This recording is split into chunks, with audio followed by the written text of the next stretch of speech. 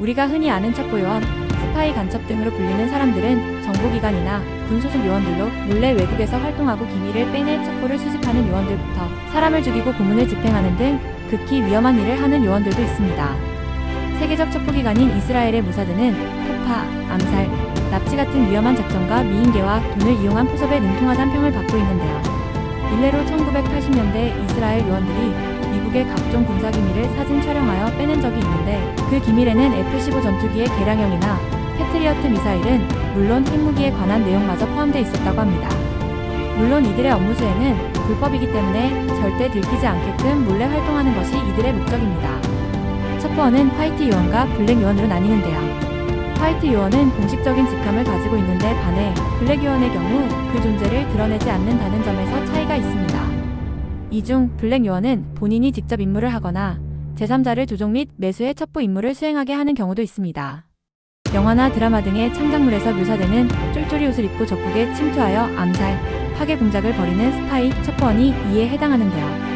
이들은 본인의 신분을 절대적으로 은폐해야 하기 때문에 같은 정보기관 소속의 고위 간부들마저 관계자들을 제외하곤 이들의 존재조차 알지 못하는 경우가 많다고 합니다. 대표적으로 오해하는 것이 있는데 블랙 임무를 수행하는 요원들이 모두 전투에 능하며 암살과 납치 등의 위험 임무를 수행하는 것은 아닙니다. 그런 인간 병기들은 극소수 특수부서에만 존재하며 해당 요원들은 정보기관 내 같은 블랙들 사이에서도 카더라 식으로 비밀스럽고 신비하게 여겨진다고 합니다. 블랙 요원이 타국에서 공작 활동 중 체포될 경우도 있는데 보낸 국가는 공식적으로는 당연히 보내지 않았다고 부정하는데요. 때문에 요원이 잡히게 되면 본국의 어떠한 보호도 받을 수 없으며 처벌도 온전히 상대국의 재량에 달려있다고 합니다.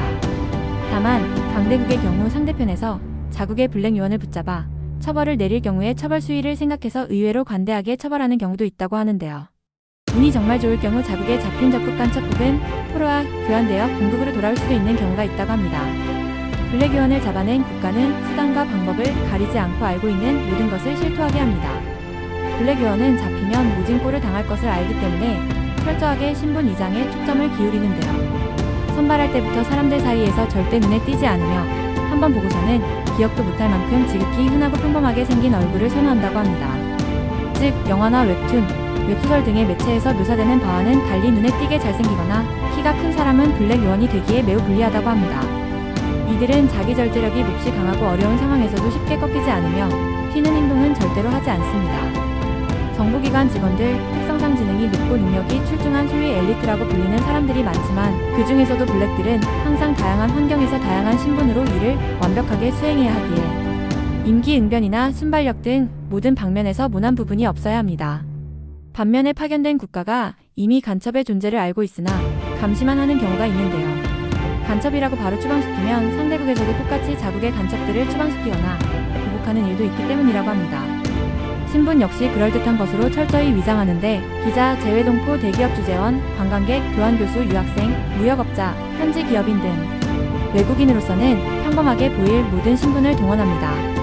신분 위장을 위해 간첩 활동가는 전혀 관련이 없는 위장형 직업에 몇 년을 투자하는 경우가 다반사이므로 평소에 뭘 하고 다니는지만으로는 이 사람이 간첩이 아니라는 것을 보증할 수 없습니다. 신분이고 뭐고 존재 자체를 모르게 하기 위해 미리포시키는 경우도 흔하며 국적 세탁도 거리낌 없이 한다고 합니다.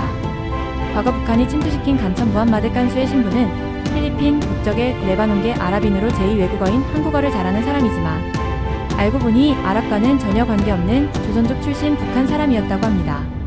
다소 이국적으로 생긴 데다 잠꼬대도 아랍어로 할 정도로 철저하게 아랍인 코스프레를 했기에 죄다 속아 넘어간 것이죠. 첩보요원의 세계는 우리가 상상했던 것보다 훨씬 더 치밀하고 위험하며 은밀합니다. 성공한 첩보는 절대 알려지지 않는 법. 그들의 노력과 희생은 오직 그림자 속에 머무를 뿐입니다. 지금까지 첩보요원의 세계였습니다. 이 영상이 유익하셨다면 구독과 좋아요 부탁드립니다.